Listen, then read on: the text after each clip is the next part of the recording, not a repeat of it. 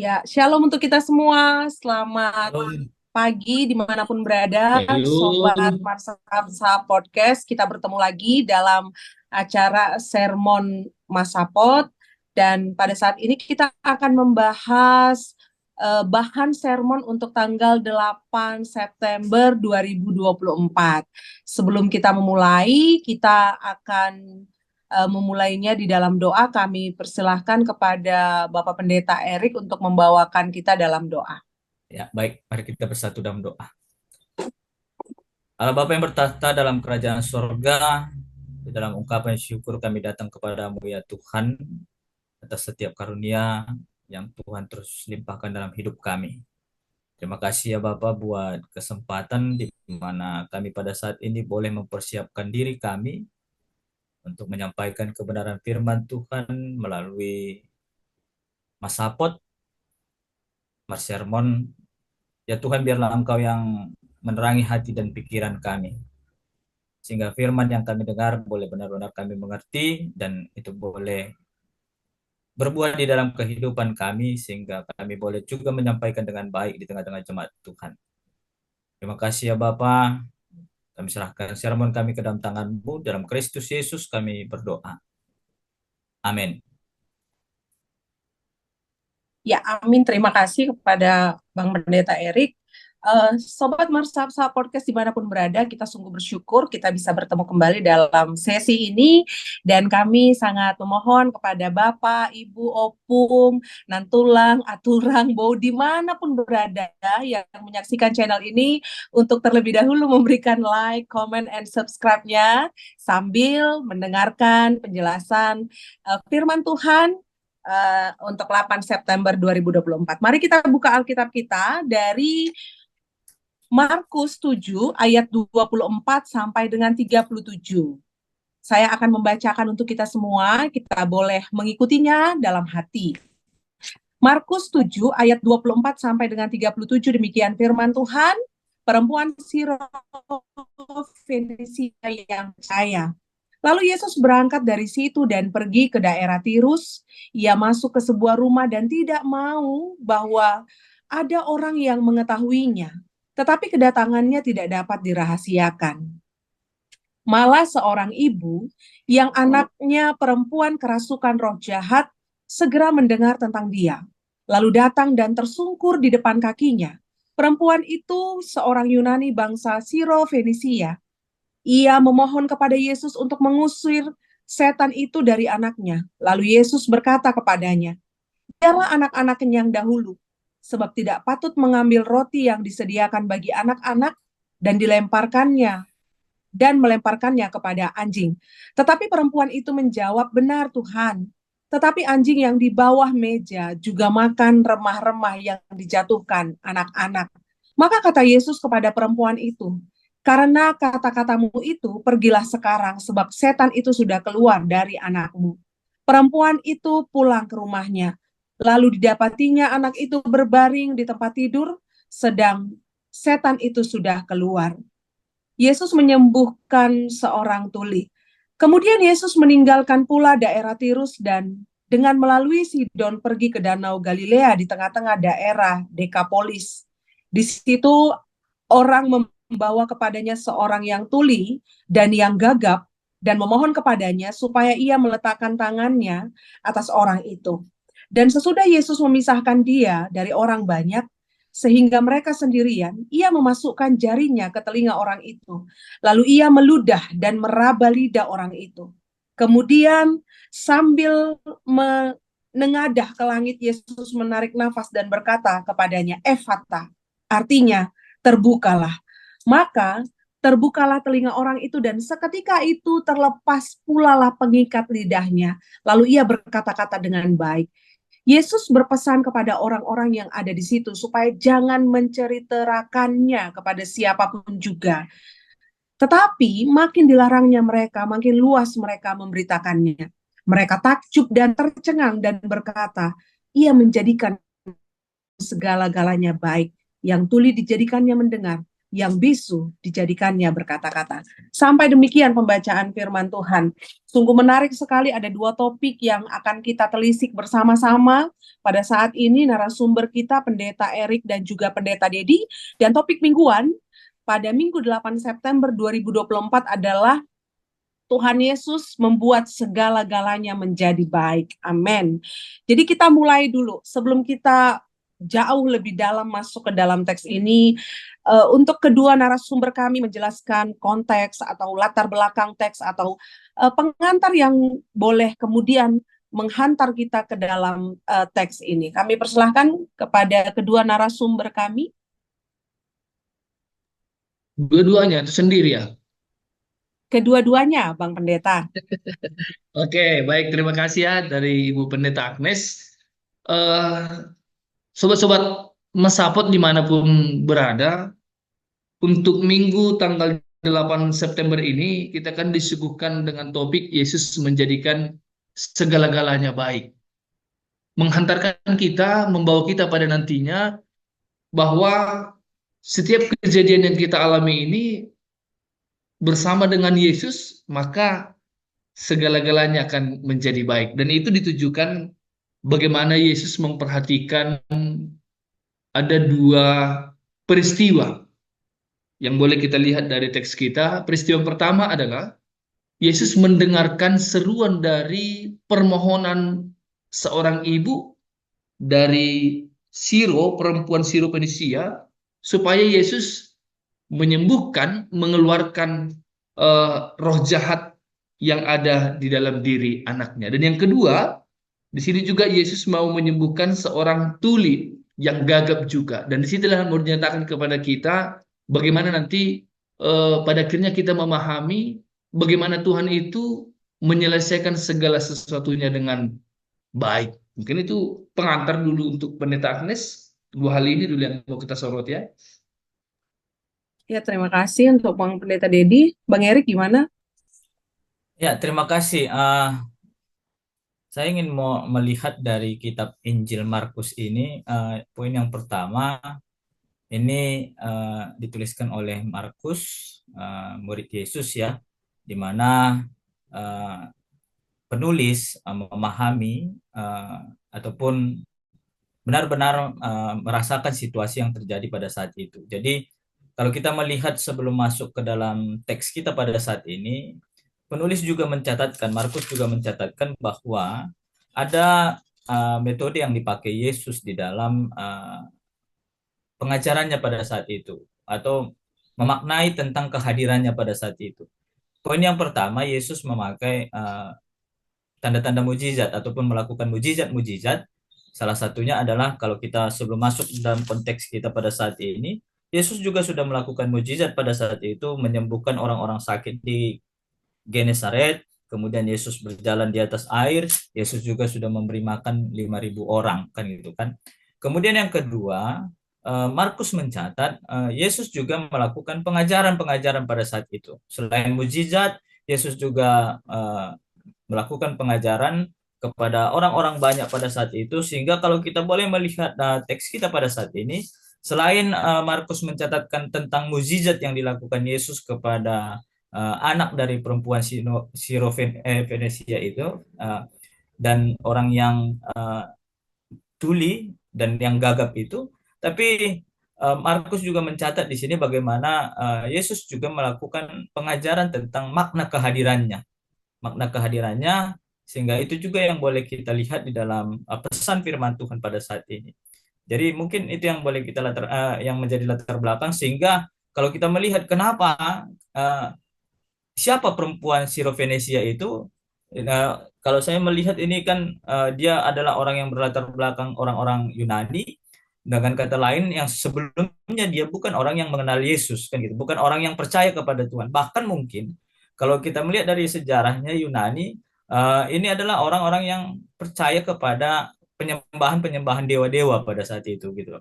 Tapi ada hal yang menarik kalau kita melihat dalam kitab Markus ini, bagaimana penulis mencatat bahwa ketika Yesus datang, kan itu dikatakan di dalam konteks kita pada saat ini, ketika Yesus datang pada saat itu ada respon dari seorang perempuan yang basicnya dia bukan orang yang menerima Yesus, bukan orang yang percaya karena dia berlatar belakang Yunani pada saat itu. Tapi ketika dia sudah mendengar tentang berita tentang Yesus, itu yang membuat dia terdorong untuk menjumpai Yesus pada saat itu. Jadi mungkin itu dulu yang bisa kita lihat di dalam latar belakang konteks kita ini, karena ada dua hal yang dilakukan Yesus pada saat ini, yaitu tentang pengajaran juga dan tentang bagaimana Yesus melakukan mukjizat sehingga orang boleh memaknai dan benar-benar memahami makna kehadiran Yesus. Mungkin itu, Kak. Ya, terima kasih untuk penjelasan dari kedua narasumber kami. Tadi sudah sangat jelas ya diberitahukan kepada kita semua bagaimana konteks dalam kedua teks kita, dan di sini disebutkan bahwa ada seorang perempuan Siro. Ini saya ingin bertanya dulu kepada kedua narasumber, bagaimana kedua narasumber kami melihat apa yang dilakukan oleh seorang perempuan Siro ini ketika tadi Pendeta Erik mengatakan bahwa dia adalah seorang yang tidak mengenal Tuhan secara benar, artinya dia adalah seorang Yunani begitu, lalu kemudian dia mengalami sebuah bisa dikatakan masalah, anaknya kerasukan setan. Kira-kira apakah yang menggerakkan perempuan itu untuk datang kepada Tuhan adalah iman percayanya, atau hanya karena ia ingin mendapatkan mujizat gitu? Karena saya setuju sama yang dikatakan Pendeta Erik tadi, bahwa ini tidak hanya berisi tentang mujizat, tapi ada juga pengajaran yang berisi pemahaman yang kemudian akan diberitahukan kepada kita gitu. Menarik Pendeta Erik dan juga Pendeta Dedi, ketika perempuan Yunani itu datang kepada Yesus, berarti ada batas-batas tradisi dong yang dia tembuskan. Nah, dan kemudian ini menarik juga pada ayat ke-27, bagaimana respon Yesus menurut Nasiam. Nanti Nasiam mungkin boleh langsung menguraikan gitu. Pada ayat 27, lalu Yesus berkata kepadanya, biarlah anak-anak kenyang terlebih dahulu. Apakah ini termasuk diskriminasi atau apa maksud dari teks ini? Kami serahkan kepada kedua narasumber kami sebelum kita masuk kepada bagian selanjutnya, Yesus menyembuhkan orang tuli itu. Terima kasih. Ya, siapa duluan ini, Bang? Abang lah, abang udah buka mic-nya. Ya, terima kasih, Kak. Ada hal yang menarik yang boleh kita lihat di dalam ayat yang ke-24 ya. Ayat yang ke-24 dikatakan, lalu Yesus berangkat dari situ dan pergi ke daerah Tirus, ya kan, gitu kan. Daerah Tirus ini di luar, kalau saya melihat tafsirannya dikatakan ini di luar dari komunitas orang-orang Yahudi pada saat itu. Itu di luar dari kehidupan ataupun kelompok mereka. Jadi saya sempat berpikir bahwa ini bukan sebuah kesengajaan ataupun sebuah kebetulan ketika Yesus berangkat ke daerah Tirus itu, dan akhirnya di sana dia berjumpa dengan seorang perempuan dari Sirofenisia itu. Nah, ini adalah bagian bagaimana sebenarnya Yesus juga ingin menerangkan pasal anugerah ataupun pasal makna kehadiran Yesus. Walaupun memang sekilas kita melihat Yesus sempat seperti ikut di dalam kelompok yang sehingga dia mengatakan perempuan itu diibaratkan seperti anjing gitu ya. Tapi kita nanti boleh melihat apa sebenarnya yang ingin Yesus katakan di situ. Tapi ada pesan yang ingin dikatakan teks kita pada saat ini, karena memang sebelum masuk konteks kita pada saat ini juga Yesus sudah melakukan pengajaran tentang bagaimana Yesus mengajarkan kepada orang banyak pada saat itu supaya Allah lah ataupun firman Tuhan lah yang menjadi terutama di dalam kehidupan, baru tentang masalah kritikan budaya, pasal mencuci tangan itu ya, kalau kita melihat teks kita pada saat ini. Berarti ada tradisi-tradisi yang ingin diluruskan konsepnya pada saat itu, sehingga orang boleh merasakan ataupun benar-benar memaknai makna kehadiran Yesus. Jadi itu yang mungkin saya boleh lihat di dalam firman Tuhan pada saat ini. Yesus juga ingin menyampaikan bahwa makna kehadirannya itu bukan seperti apa yang dipahami oleh kelompok dengan latar belakang Israel dan Yahudi pada saat itu adalah eksklusif untuk mereka. Tapi Yesus juga ingin menyampaikan bahwa itu makna kehadiran Yesus itu adalah kepada setiap orang yang boleh percaya dan mengimani dan menerima dia di dalam kehidupannya. Nanti kita boleh lihat juga di bagaimana konteks seorang perempuan yang latar belakangnya bukan orang yang seperti orang Yahudi ataupun dengan orang yang orang yang eksklusif itu yang merasa bahwa mereka adalah orang-orang khusus, orang-orang pilihan yang sudah diberikan janji keselamatan itu karena mereka adalah keturunan Israel gitu kan. Tapi kalau kita melihat pada saat ini ada pengajaran yang lebih mendalam termasuk nanti kepada orang yang walaupun sebelumnya mereka bukan dalam kelompok Yahudi itu, bukan kelompok bangsa Israel itu, tapi ketika dia sudah menerima Yesus, mungkin melalui mendengar, mungkin melalui mereka melihat kan gitu kan. Karena sebelumnya sudah ada dilakukan Yesus mujizat-mujizat juga dan pengajaran-pengajaran juga pada saat itu. Jadi sehingga ketika mereka sudah melihat dan mendengar, mereka akhirnya percaya. Dan ketika digambarkan seorang perempuan Sirofenesia itu, kalau dalam Matius dikatakan perempuan Kanaan gitu ya kan, ketika di dalam pergumulan yang berat itu, iman percayanya itu menggerakkan dia untuk datang kepada Tuhan dan memohon anugerah Tuhan itu terjadi atas kehidupannya melalui kesembuhan anaknya gitu ya. Jadi mungkin itu yang boleh saya lihat di dalam konteks kita pada saat ini. Terima kasih. Ya, jadi sangat menarik sekali ya, Somasa yang ada di rumah atau dimanapun, ketika seseorang percaya kepada Tuhan, kemudian itu akan melahirkan perkataan dan perbuatan iman gitu. Iya, Karena iya. bisa saja ya perempuan itu mungkin tersinggung atau dia memberikan respon yang tidak baik ketika Yesus mengatakan ayat yang ke-27 ini, tapi ternyata apa yang dikatakan perempuan itu pada ayat yang ke-28 benar Tuhan, tetapi anjing yang dibawa meja juga dan seterusnya.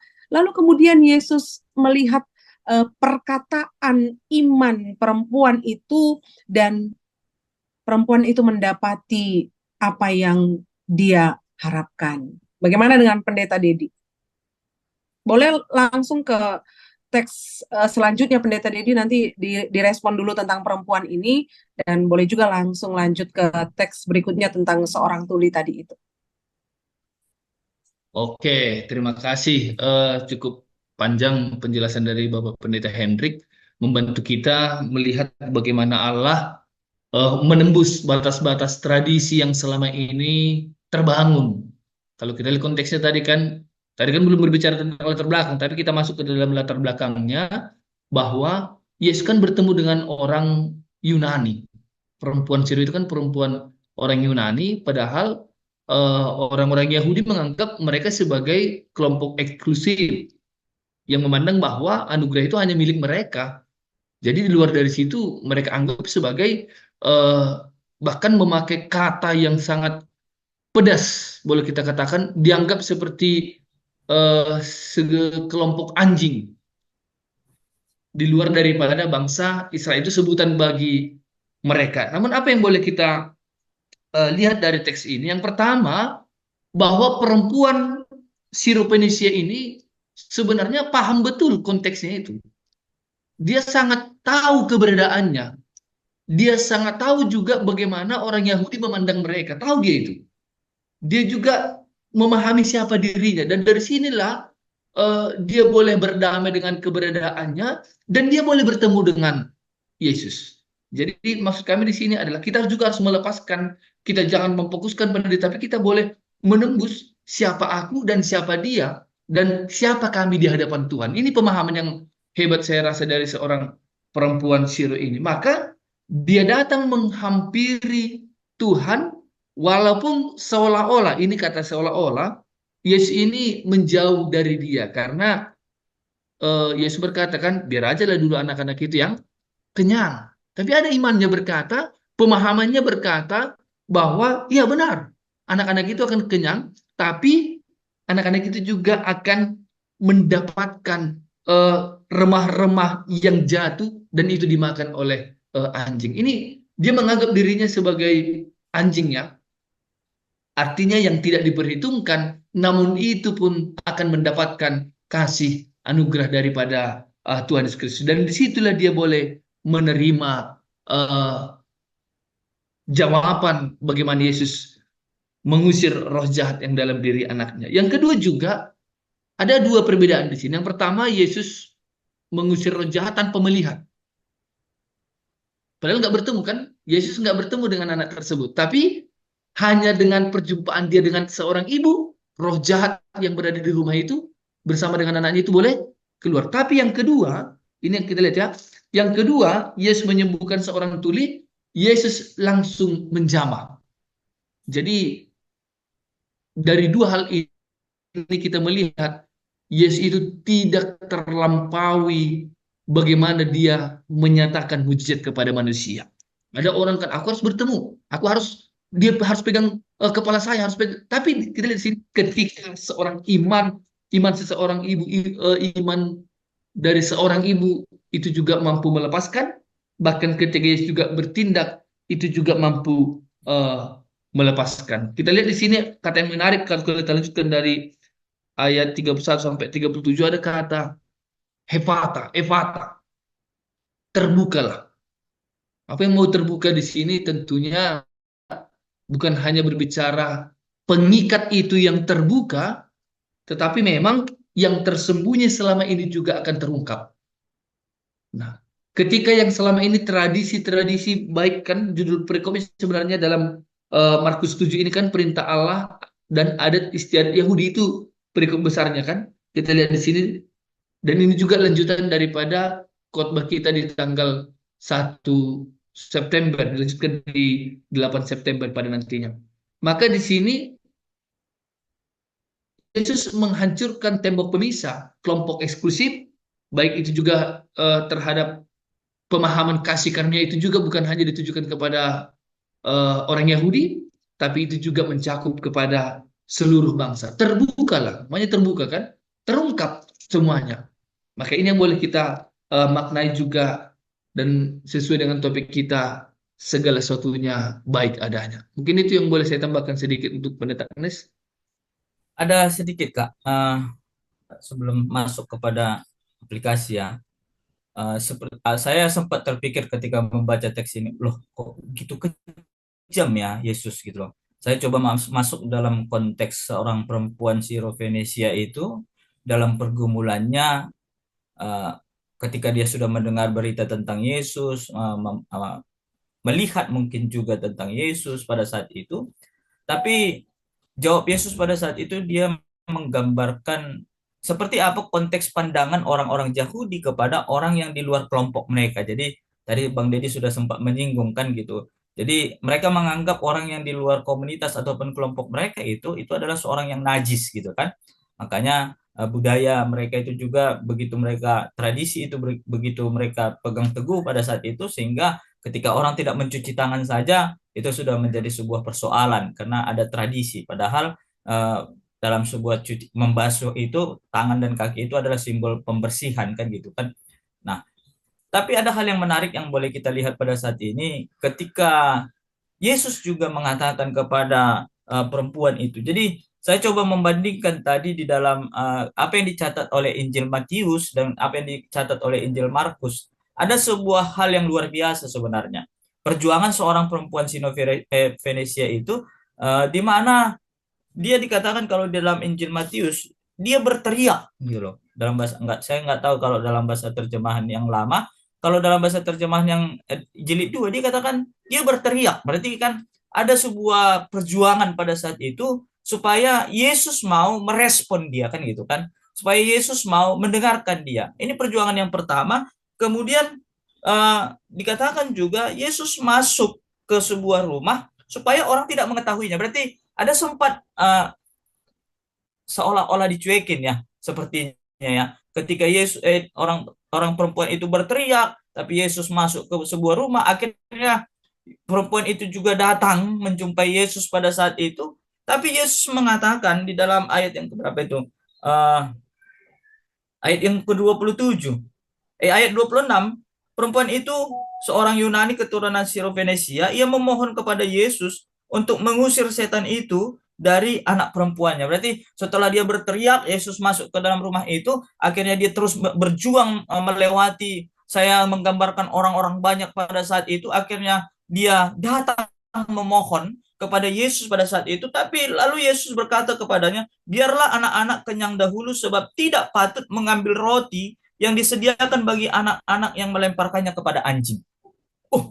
Kok yang selama ini Yesus itu mengajarkan tentang kasih, kok ini sebuah penghinaan yang seolah-olah luar biasa gitu ya. Ternyata sahabat-sahabat Mas Sapot, kalau kita melihat apa yang dikatakan Yesus, ataupun kita coba dari bahasa aslinya kata anjing, yang dikatakan Yesus dengan kata anjing yang biasa menjadi sebuah istilah yang dipakai oleh orang Yahudi pada saat itu untuk menggambarkan kehidupan orang-orang yang dianggap mereka najis ataupun di luar komunitas mereka. Ada sebuah perbedaan ternyata, ya. Kalau kata anjing dalam bahasa orang-orang yang melecehkan orang-orang yang di luar non Yahudi di luar Yahudi pada saat itu dipakai kata kuon, yaitu anjing liar, ya. Kemudian Yesus bukan memakai kata kuon, tapi Yesus memakai kata kunarion, ya. Kunarion di sini adalah anak anjing yang tinggal di rumah, yang mana ini adalah anjing yang lucu, yang masih kecil dan disenangi oleh tuannya, dan ya ini yang biasa ketika tuannya sedang makan, ini adalah anak anjing yang mendatangi tuannya dan memakan rima-rima, kata apanya, remah-remah, ya, ataupun tumpahan-tumpahan sisa-sisa makanan yang dimakan oleh tuannya. Jadi apa yang ingin dikatakan di sini? Yesus tidak menggunakan bahasa hati, tapi Yesus menggunakan bahasa budaya yang ada pada saat itu. Tapi Yesus memperhalus sehingga bukan makna untuk melecehkan, tapi ada sebuah pesan yang ingin dikatakan pada saat itu tentang sebuah anugerah, ya. Bukan merendahkan perempuan itu, tapi Yesus ingin mengatakan bahwa bagaimana juga dipakai kata kunarion ini seperti seekor anak anjing yang dimana ini berhak tinggal diam di dalam rumah tuannya dan juga berhak memakan sisa-sisa ataupun rima-rima ataupun remah-remah makanan oleh tuannya itu. Jadi ini yang boleh kita lihat. Makanya akhirnya respon perempuan itu, dia mengatakan di dalam ayat yang ke-28, perempuan itu menjawab, benar Tuhan, namun anjing yang di bawah meja juga makan remah-remah yang dijatuhkan anak-anak. Jadi dia menganggap memang aku ya hinalah sebelum dia menerima Yesus, tapi akhirnya dia ada di dalam rumah tuannya, dan sebenarnya Yesus ingin menaikkan derajat yang sebelumnya anjing liar yang digambarkan oleh orang Yunani, orang Yahudi pada saat itu. Yesus menaikkan derajatnya, akhirnya apa? Dia menggambarkan orang yang sudah tinggal diam bersama tuannya dan juga berhak mendapatkan apa yang diberikan oleh tuannya. Mungkin itu ya Kak ya. Jadi kita boleh melihat perjuangannya di situ ya. Oke. Semangat kali bagi digasnya terus Bang. Aku pun sampai nggak ada kesempatan. Dia semua kayaknya menjelaskan ini. Ya Nanti beginilah sempat lupa. masa kalau udah on fire itu pantang mundur ya. Oke. Jadi luar biasa sekali keterangan Bang Erik itu sudah menolong kita semua untuk bisa memahami teks ini.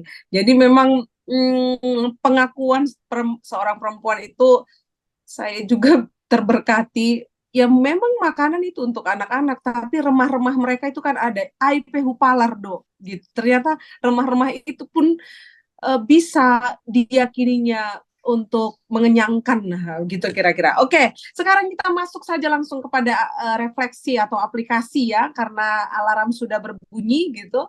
Jadi Pendeta Dedi boleh langsung per poin aja Pak. Iya Pak, langsung per poin Pak. Oke, terima kasih Pendeta Agnes. Yang pertama saya mau sampaikan begini, hal yang baik itu tidak akan pernah tersembunyi. Hal yang baik itu tidak akan pernah tersembunyi. Bagaimanapun disembunyikan, bahwa yang baik itu akan terungkap. Yang kedua, kita melihat di sini saya memegang kata hepata. Hepata itu adalah pengikat yang selama ini yang boleh membelenggu kita itu sudah dibebaskan oleh Kristus. Maka mulut terbuka telinga mendengarkan setiap firman Tuhan. Dan itu yang akan membawa kita kepada hal yang baik. Ketika kita mendengarkan yang baik dan mengeluarkan kata-kata yang baik, dan itulah segala sesuatunya akan baik adanya.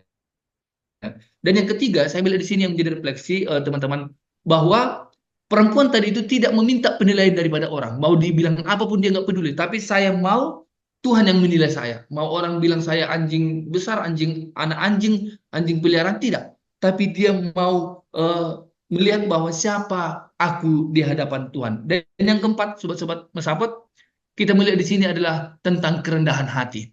Jangan gengsi, terus kita mempertahankan pikiran kita, pendapat kita, bahkan keberadaan kita. Mari kita datang menghampiri Tuhan dengan segala kerendahan, sama seperti seorang perempuan, dan Yesus menyembuhkan seorang yang tuli. Dia mau Tuhan jamah, dan pada akhirnya boleh dikatakan segala sesuatunya baik adanya. Mungkin itu yang bisa saya tambahkan kepada kita semua. Mungkin atau masih ada dari Pendeta Hendrik Barus? Ya, makasih ya Bang Pendeta. Bang Erik, 2 poin. Nggak boleh Iya, lebih. sebenarnya berat ini 2 poin karena banyak kali ini berkecambuk di otak ini kan gitu kan. Iya, Kalau kita mengulang. sudah kita melihat itu, tapi apa yang ingin saya katakan, iman itu akan menggerakkanmu untuk terus mengarahkanmu kepada apa yang kau aminkan, apa yang kau imani. Jadi terlepas dari apapun persoalan, seperti perempuan itu dengan pergumulan anaknya yang sakit, dan orang-orang yang pada saat itu juga dengan persoalannya, bergumulannya dengan masalah kesehatannya, tapi ketika dia datang kepada Tuhan dalam iman percayanya kepada Tuhan, maka di situ dia boleh merasakan kesembuhan. Meskipun memang kadang kalau kita berbicara kesembuhan ini dalam konteks yang lain, bagaimana ketika kita sudah mengaminkan, di situ kita sudah mendapatkan jawaban kan gitu kan. Nah, tapi bagaimana perjuangan? Jadi mintalah, ketuklah, dan carilah kan gitu kan. Tapi ada hal yang menarik kalau kita melihat di sini, ada bukan hanya sekali meminta, bukan hanya sekali mengetuk, bukan hanya sekedar mencari, tapi sesuatu yang dilakukan berulang-ulang, tekun kan gitu kan. Nah, sebenarnya kan perempuan ini juga ada perjuangan yang luar biasa. Dia sudah berteriak, dia seolah-olah ditinggalkan, tidak pedulikan, dia datang akhirnya. Tapi dia terus berjuang untuk mendapatkan, bahkan ketika dia dianggap seperti anjing pada saat itu. Tapi walaupun tadi kita sudah melihat Yesus sebenarnya mengangkat derajatnya, tidak seperti apa pandangan orang, tapi Yesus mengangkat derajat perempuan itu. Tapi itu tidak menjadi sebuah persoalan karena dia percaya sedikitlah anugerah itu bisa menyembuhkan anaknya. Jadi itu juga yang boleh kita aminkan di dalam kehidupan kita, seperti apa topik mingguan kita mengatakan, Tuhan Yesus membuat semuanya menjadi baik. Jadi apapun persoalan yang kita hadapi, apapun pergumulan yang kita hadapi, bukan hanya sakit penyakit, tapi mungkin itu juga menjadi salah satu persoalannya. Datanglah kepada Tuhan, dan dalam iman percaya kita meminta, dan di situ kita juga akan mendapatkan jawaban. Kemudian yang kedua, tadi ada dua ya. Yang kedua yang ingin dikatakan di sini adalah bagaimana kehadiran seorang perempuan Sirofenisia dengan iman percayanya dan tinggal bersama Tuhan dengan gambaran anak anjing tadi yang dikatakan Kunarion ini, yang bukan lagi anjing liar tapi anak anjing yang berdiam di dalam rumah Tuhannya, itu mengangkat derajatnya. Jadi memulihkan kehidupannya. Jadi begitu juga dengan kita yang mungkin basicnya sebelumnya ini. Jadi ada hal yang menarik. Bukan sebuah kebetulan Yesus datang ke daerah Tirus pada saat itu. Yesus juga ingin menangkap orang-orang yang belum menerima Yesus pada saat itu untuk mengenal dan percaya, dan akhirnya mau datang dan diam di dalam bersama-sama dengan Tuhan, dan di situ dia boleh mendapatkan anugerah itu. Jadi sehingga apapun persoalan masalah yang kita hadapi, ketika kita datang dan diam di dalam Tuhan dan mau bersama-sama dengan Tuhan, Allah akan memulihkan, Allah akan menyelesaikan, seperti apa topik mingguan kita mengatakan, Tuhan membuat semuanya menjadi baik. Oleh sebab itu, dalam iman percaya, datanglah pada Tuhan. Terima kasih, Kak. Iya, terima kasih. Amin. Amin. Terpujilah Tuhan. Langsung saja ditutup oleh Pendeta Dedi. Oke, kita berdoa. Syukur bagimu Tuhan Allah yang mengingatkan kami pada hari ini. Engkau mampu menembus segala batas. Engkau mampu menyembuhkan setiap orang yang terluka, yang sedang sakit, dan semua itu oleh karena belas kasihan-Mu kepada orang yang terus berpengharapan di dalam iman. Biarlah apa yang boleh kami beritakan ini menjadi berkat bagi kami semua. Terpujilah Engkau Allah, kini dan sepanjang segala masa. Amin. Amin. Amin. Terima Oke, kasih. shalom. Jangan Sampai lupa